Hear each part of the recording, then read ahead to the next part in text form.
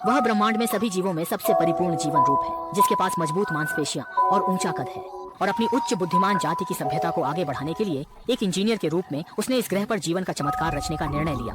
फिर इंजीनियर ने कप का काला पानी एक ही घूंट में पी लिया। उसके शरीर में होने वाले तीव्र परिवर्तन के साथ उसके जीन का विघटन शुरू हो गया। इसके तुरंत बाद इंजीनियर जमीन पर गिर पड़ा और उसका शरीर धीरे धीरे क्षय होने लगा। अंत में इंजीनियर का रक्त और मांस समुद्र के पानी के साथ एक हो गया और यह प्रकृति के वातावरण में फैल गया। इस प्रकार पृथ्वी पर जीवन का जन्म हुआ और कई सदियों के बीतने के बाद मानव ने एक उच्च सभ्यता विकसित कर ली थी। अपने सृजनकर्ता जाति को खोजने के लिए कुछ लोगों ने भारी धन खर्च करके विशाल अंतरिक्ष यान बनाए। कई वर्षों तक हाइबरनेशन चैम्बर में सोने के बाद उन्होंने अंततः अपने सृजनकर्ता के ग्रह को खोज लिया। लेकिन अब यहाँ पर भारी परिवर्तन हो चुका था और मानव द्वारा खोजे जा रहे सृजनकर्ता जाति का पूरी तरह से अंत हो चुका था।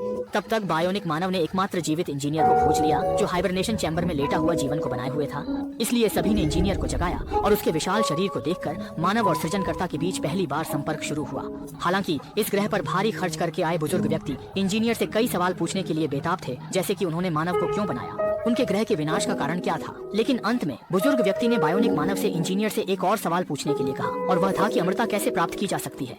आखिरकार मानव को सृजनकर्ता ने बनाया है तो अमरता का समाधान सृजनकर्ता के लिए निश्चित रूप से संभव होगा। लेकिन यह उम्मीद नहीं थी कि इंजीनियर ने किसी भी सवाल का जवाब नहीं दिया। बस धीरे धीरे बायोनिक मानव के शरीर को उठाया और अगले ही पल उसने बायोनिक मानव की गर्दन मरोड़ दी। इंजीनियर की इस हरकत से सभी लोग घबरा गए, इसलिए उन्हें विरोध करना पड़ा। लेकिन फिर भी इंजीनियर ने उन्हें बेरहमी से मार डाला। केवल एलिजाबेथ ने यह देखा और तुरंत वहाँ से भाग निकली। इस समय उसे भी पता चल गया कि यह वीरान ग्रह इंजीनियरों का ग्रह नहीं है, बल्कि उनका एक सैन्य प्रयोगशाला है। उद्देश्य यह था कि वे बड़ी मात्रा में जैविक हथियार लेकर पृथ्वी पर जाएं और वहाँ बनाई गई सभी जीवन को नष्ट कर दें। लेकिन कुछ कारणों से अंतरिक्ष यान इस ग्रह पर गिर गया, जिससे इंजीनियर गहरी नींद में चले गए। हालांकि अब इंजीनियर को इंसानों ने जगा दिया है, इसलिए उसने अपना मिशन पूरा करने का निर्णय लिया। इस समय एलिजाबेथ ने इंजीनियर की योजना को रोकने के लिए जल्दी से कप्तान को उसकी गतिविधियों के बारे में बताया। यदि वे अभी इंजीनियर को नहीं रोकते हैं तो पृथ्वी के नष्ट होने की संभावना बहुत अधिक है।